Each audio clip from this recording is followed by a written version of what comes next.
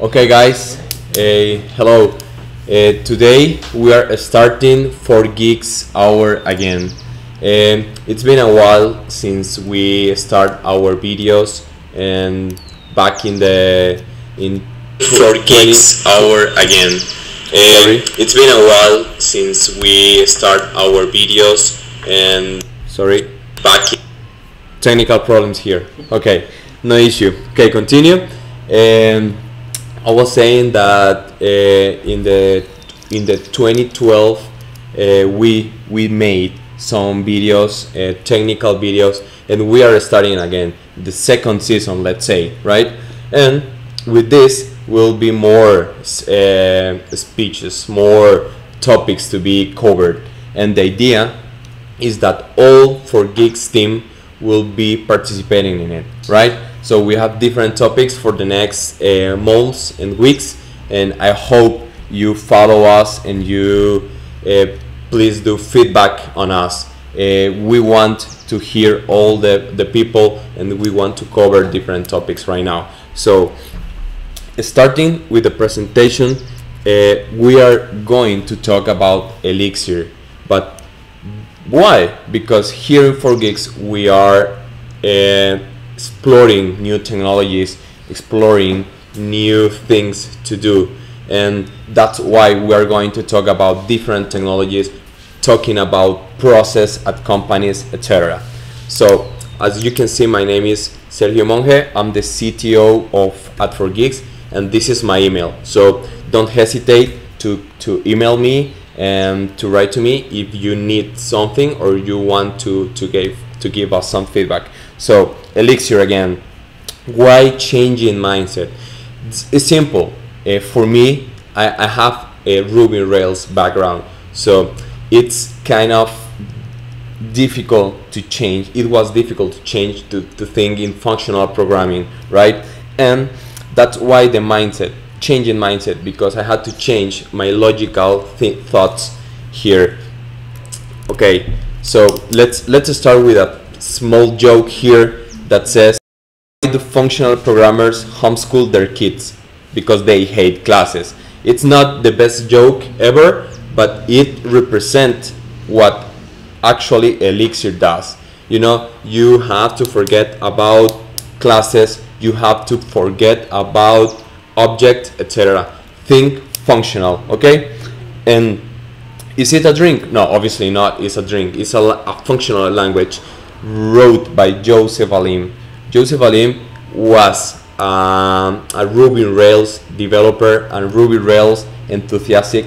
He helps a lot at the community, and he created Elixir back in the 2012. Okay, he took the best of Ruby Rails, which is the syntax, and put it in the Elixir base code, because Elixir runs on Erlang, and Erlang is not that good to read. It's not that good to visually, right? And that's why Elixir is good, because it takes the good part of Erlang and it transforms into good syntax in Elixir, right? Okay, so functional programming. What is functional programming? Functional programming is just about, like the phrase says, of writing pure function, about removing, hiding inputs and outputs as far as we can.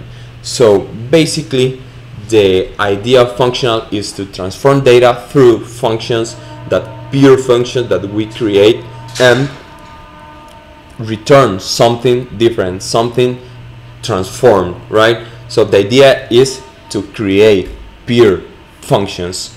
That's the main idea of this functional programming. But what is a pure function? Okay, one is dynamic. With dynamic, we'll say that you don't have to declare the specific of the data type for variables. So it just checks at runtime. Why? Because Erlang does that. And you don't have to say, okay, this variable is a string, this variable is integer. It just checks at runtime. Immutable because the data doesn't change. It just create a new one, or it just continue to be the same. If you declare one variable, let's say like name equals Sergio, and the next line you put name equals Alan, this variable name won't change. It just create a new one, a new instance in the memory, and it runs again. Supports concurrency.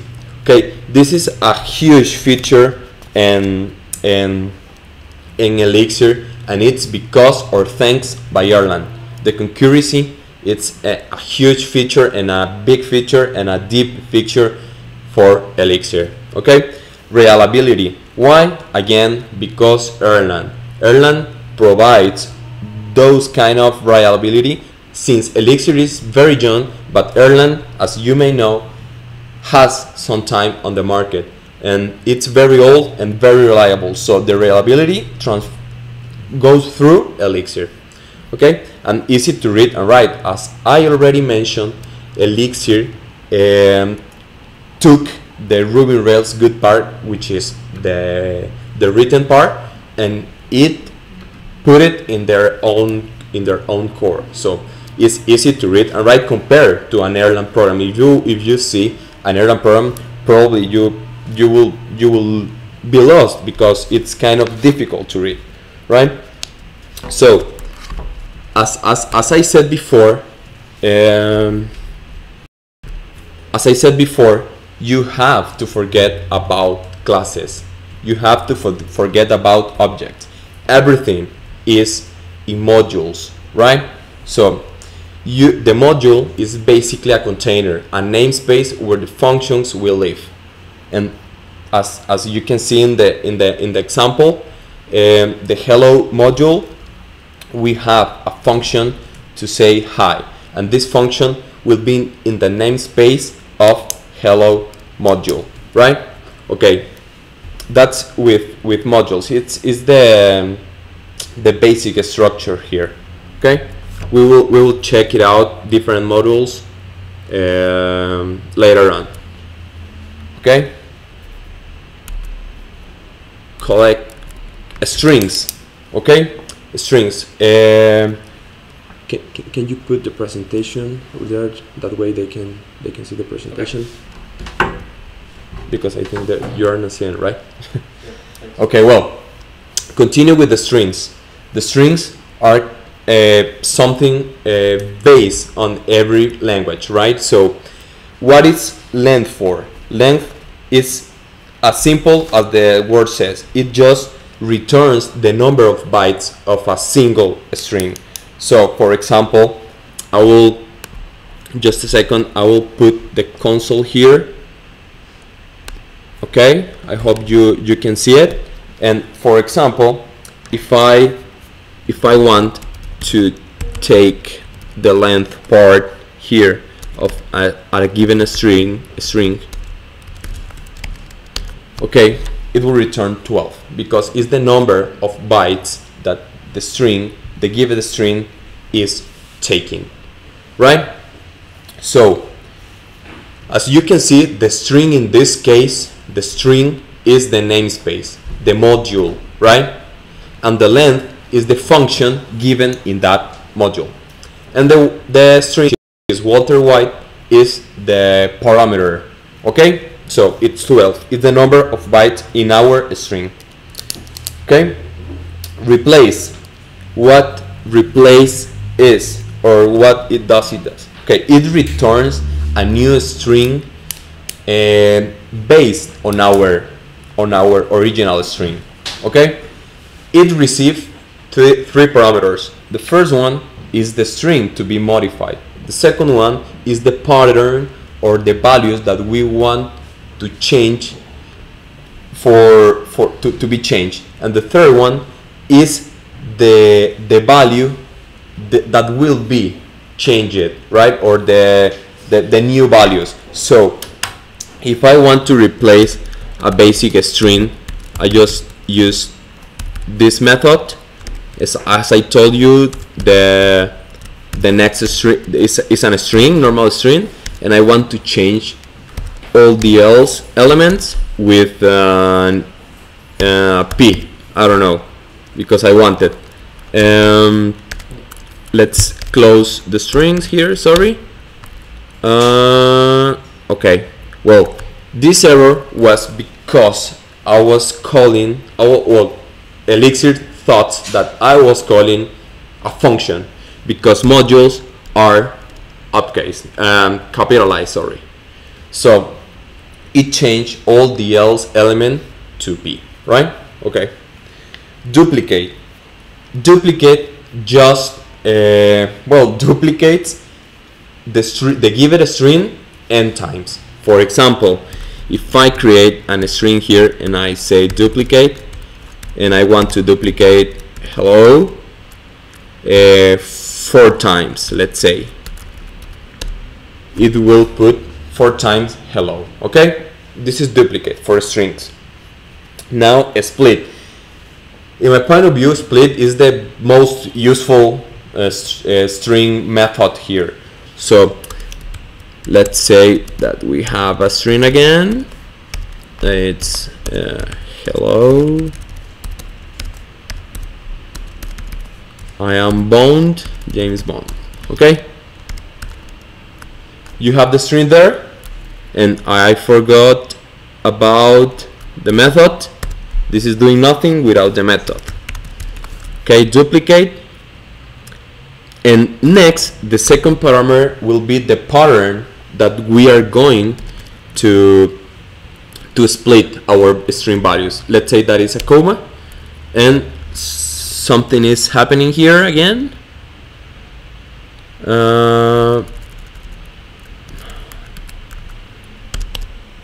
Okay, let's say string duplicate hello.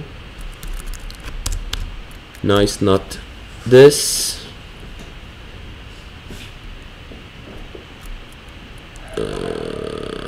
Okay, let's start again. I have my notes here.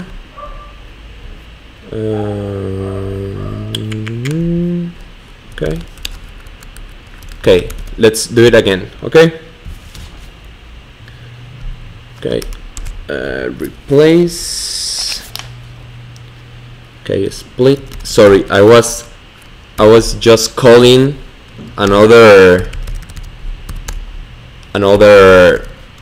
method here. So again, now you see that I was calling another method, I think duplicate.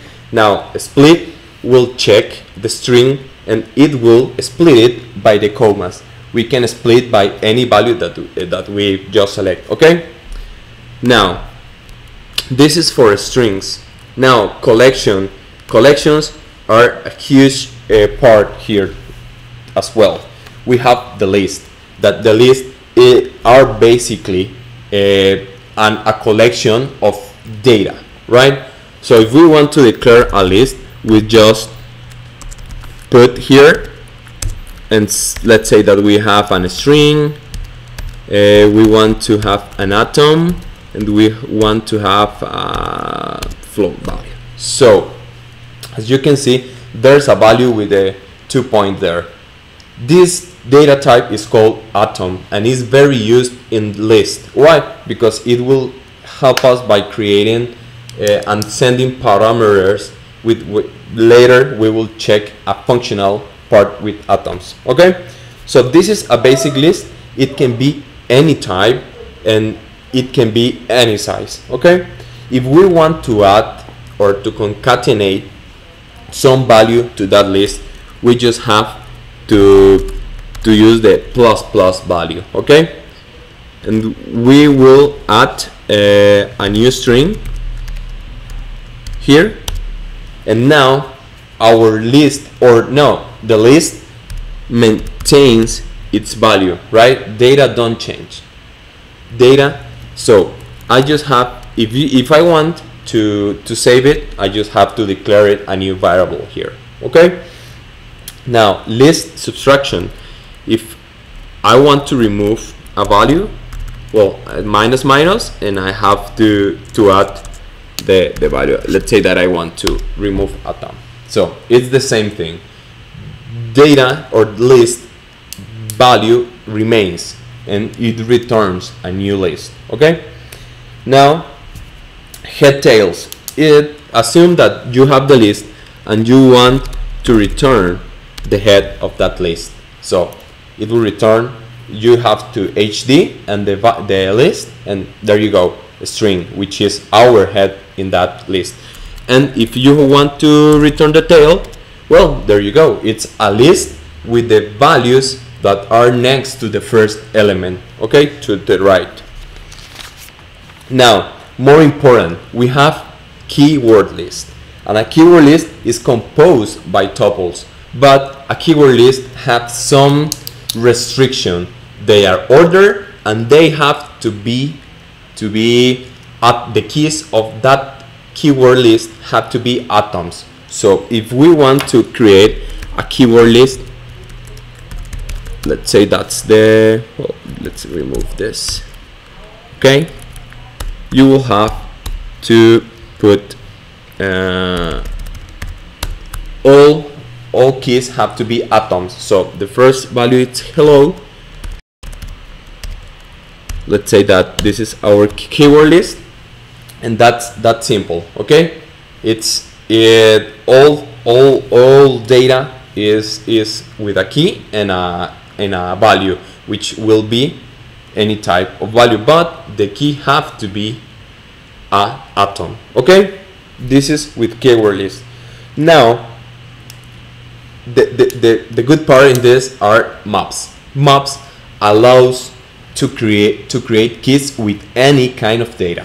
So let's say that we want to create a key which will be an integer. Okay, well, there you go, we have the key. Now we want to create a map. So we want to create a map, and okay, we will use the syntax for creating maps, and we can send any kind of data to that key. So the key can be a variable, the key can be an atom, the key can be a string, or the key can be an integer, as you wish. So let's say that this is the value for our key, and we will have a key composed with a string, and the string is 12. Well, there you go. So now we have our map. With the maps, we can do some different stuff. We can call different functions to interact with our maps. Okay, and for example, if we want to take a specific element of our map, we just have to send two parameters: our map, our structure, and the key that we want to check. Let's say that we send the variable key, and there you go, right? 3, because this is the key of the value 3. Now, if we want to return a new map with a new value, well, we just have to send 3 parameters. One, which is the structure to be taken in consideration. Next, we will add the key. Okay, and finally we will send the value of this. So there you go, there's the atom key, which value is a float value. Okay, and I think this is important on maps. Okay, now a good set of functions are enums. Enums are basically a container of functions to interact with collections. Okay, so all it's a funny function. Let's say that it will go through every element, and it will ask if the given function returns true for this element. So if this element returns true, the next element returns true. the final element returns true, well, the function will return true. But if any of these elements return false, it will return false with just one. Okay, let's do an example. I will create a new list here, a simple one composed of integers 1, 2, 3, right? And we want to check if all of this are okay. No, let me check this out. Okay, I will create 3 different kind of lists for the next example. So we have one which is the basic list, the next one is a list with duplicated values, and the final one is a list of strings. Okay, so let's go with the first list, which is all. Okay, so we will say we are saying that checks on the list element to check if all the numbers are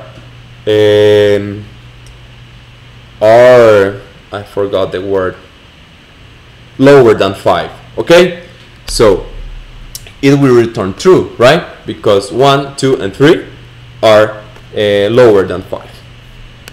But now if we change our syntax to use that the numbers have to be lower than 2, what do you think it will return?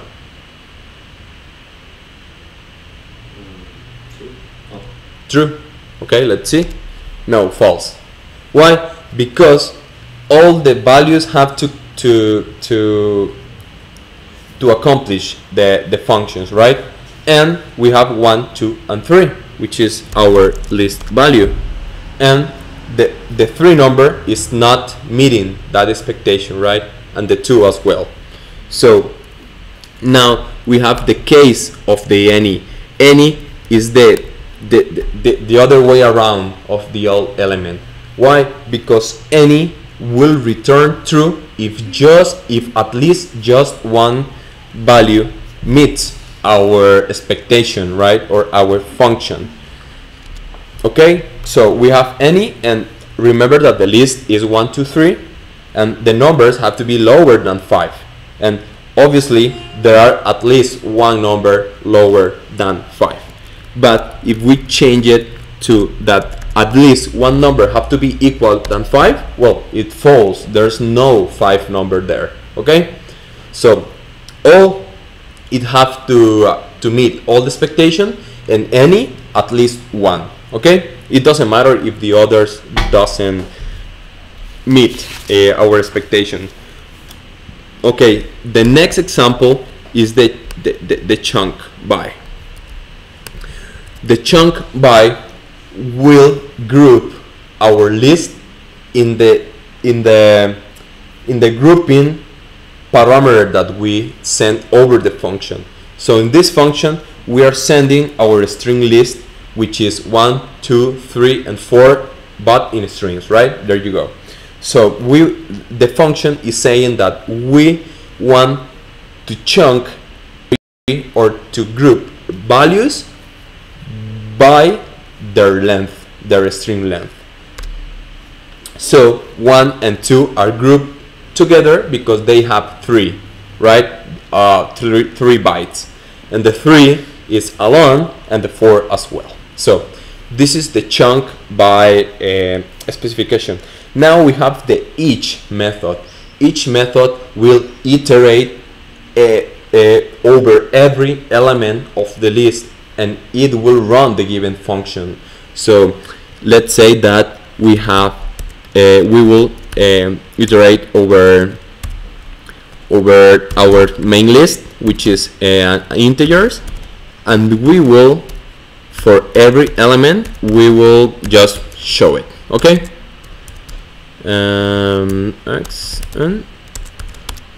okay, so as you can see, it just showed to us at console 1, 2, and 3. Okay, map invokes the given function for it runs the function in every item. It is the same each, but it will return a new collection. Okay, so let's say that I want to map our same list. Okay, I will call our function, and I will say that the function that every item will be multiplied with 2. As you can see, it returns a new list with 2, 4, and 5. Okay, because it invokes the function, the given function for each element of the list. Now we have member. Member is to check if a value is on the list. Okay, so we want to have our enum, and we would check the member method, and we will send our main list. We will continue with that, and we will it just reads another parameter, which will be the value. So if we're saying that the list is member, that if the 2 value is member on that list, and yeah, actually is, right, because our main list is 1, 2, 3. So if we send 5, well, it's totally false, right? Now we have the sort, that the sort is we want to order the functions, or the list, sorry, by a given order, a specific order. So if we want to sort our list, let's say in different order, we just have to send two parameters to the function that it will compare values, 2 values, and it will order our function. So let's say that we want this. Now we have ordered our list with the sort function, right? Now if we change to lower than, well, it will just return the same order, because that's what we are sending. Now the unique by method, it will return basically a new list with unique values. So if we have a method here, or a variable, sorry, called duplicated list, which contains some duplicated elements for the example here. So we just send the duplicated list. Sorry, a typo here, I think. Okay, there you go. So it will return only the values that are unique. Okay, this is for enums. There's actually a lot of other functions for enums, but we won't cover all of them at this meeting, right? So I urge you to go find to Elixir documentation and find for all the methods that we have 4 collections in the enum module, right? Because at the end it's a module. Now the biggest part, or the deeper part in the introduction to Elixir, is the pipe operator.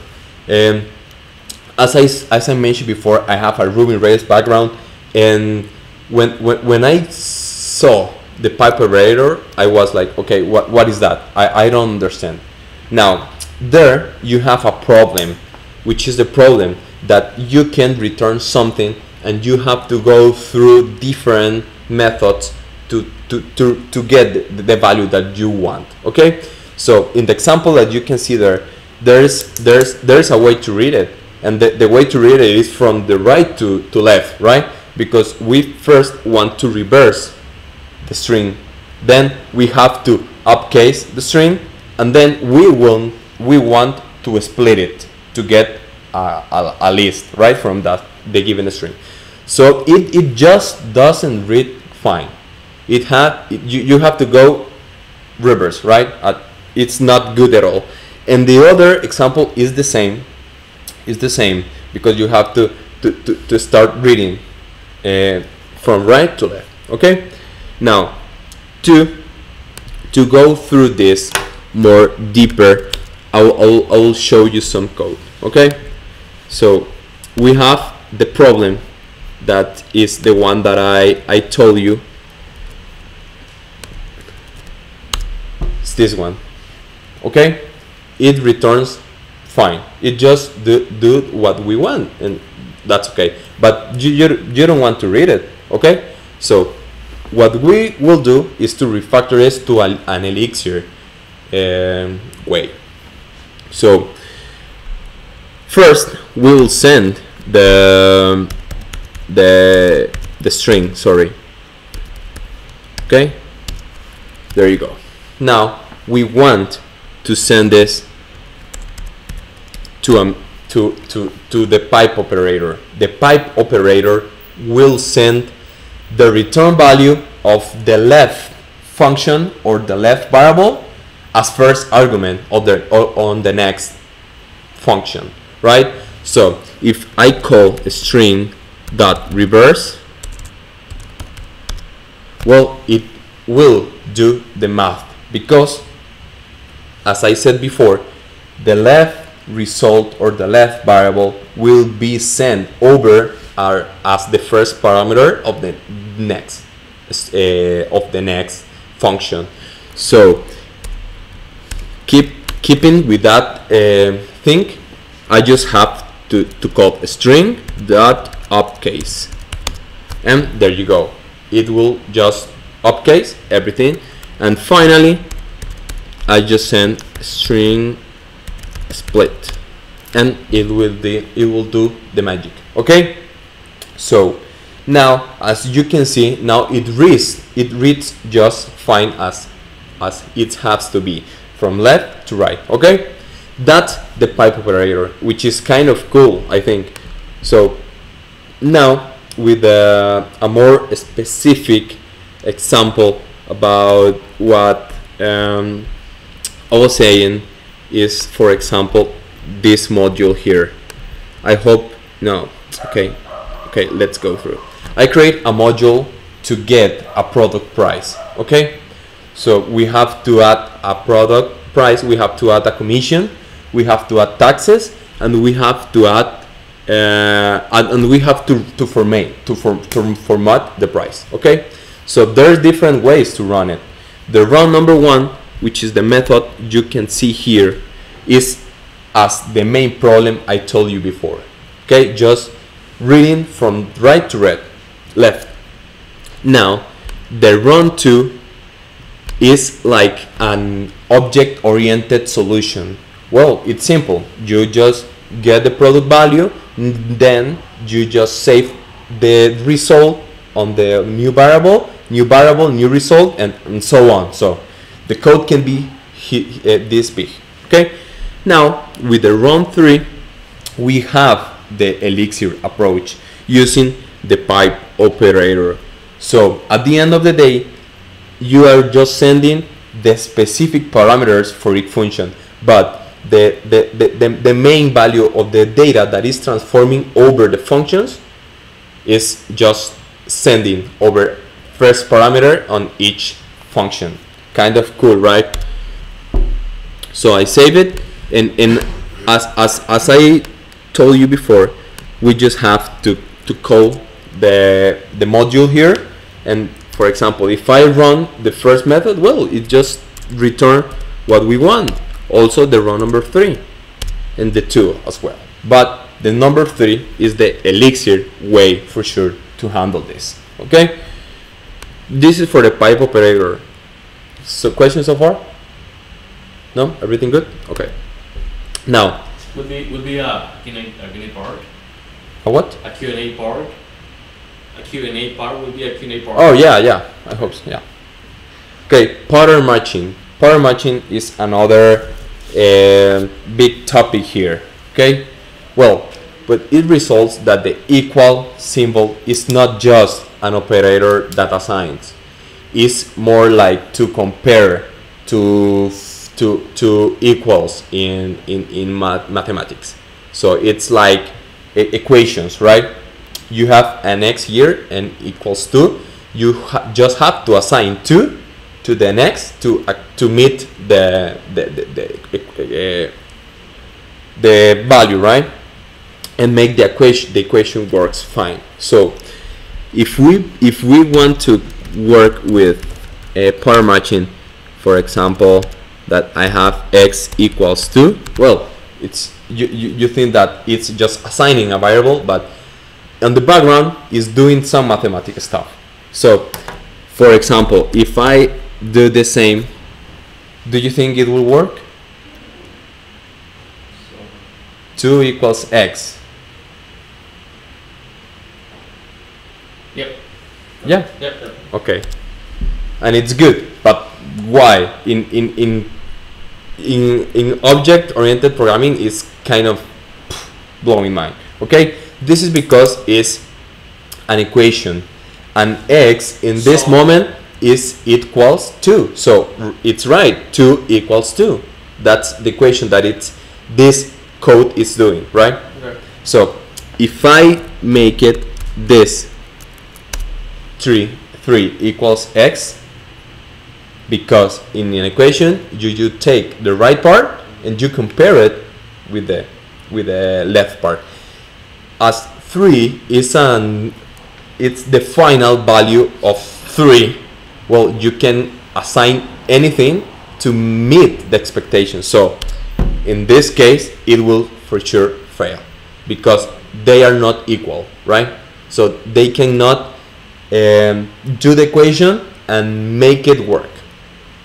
But this is the pattern matching is more useful than comparing integers, okay? And a useful approach is when we want to send it over parameters via methods. So let's go with another example. Let's say we have a full name here, which is Walter Y again, and we want to assign different type of values. So you have a tuple here, which is name, occupancy, and age. All those variables are empty, okay? Full name, he's the one that knocks, and 00 are the values that we match with each variable. So now if I run name, if I run occupancy, and if I run age, well, there you go. All of them have values, okay? That's one approach for our pattern matching here, okay? Now, what do you think that will happen if I change the name here? For example, this is not a variable. This is a string.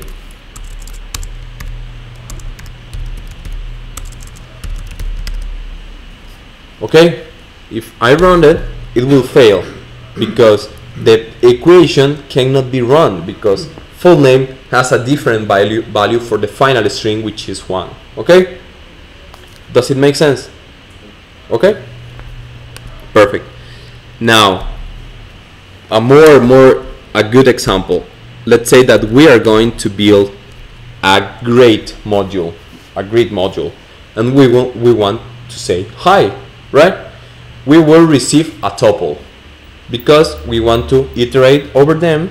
Depending on the tuple that we are sending, we will return a message. Okay, so we have our module, and if we want to say hi to look, and this is the morning, okay, we will say hi in the morning, okay, because it will go through this case and it will use the pattern matching to check which ones do the equation well.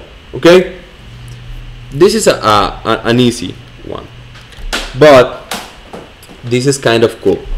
We want to create the same module here, but with the difference that we have 3 different methods and the 3 name the same, say hi. Okay, but as you can see, say hi number 1 has an atom which is morning, and the second one it has an atom which is evening. Okay, now if we want to run it, we will just use the grid again, and we will send morning, and it will return the same, but at this moment it will go through the pattern matching, because it just checks all the methods with the same name and do the pattern matching. You don't have to create a case with the example before.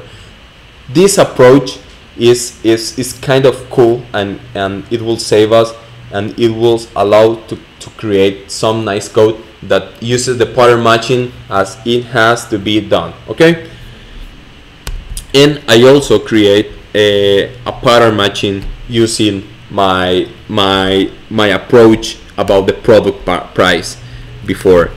So now it is more consistent, because now I have the product value, which is for testing purposes, but now I have 3 methods to update. I don't have a method that says return commission, a method return taxes, and method return price or discount or whatever.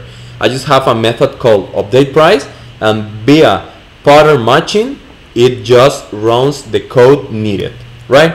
So for example, in the discount we just have to rest the value, and the update value we just have to increase our value, and the calculate method is done with pipe operator here. So as you can see, I just have to call the update value, and I have to send the variables or the parameters that change, and the atoms in this case that will be the pattern matching as itself.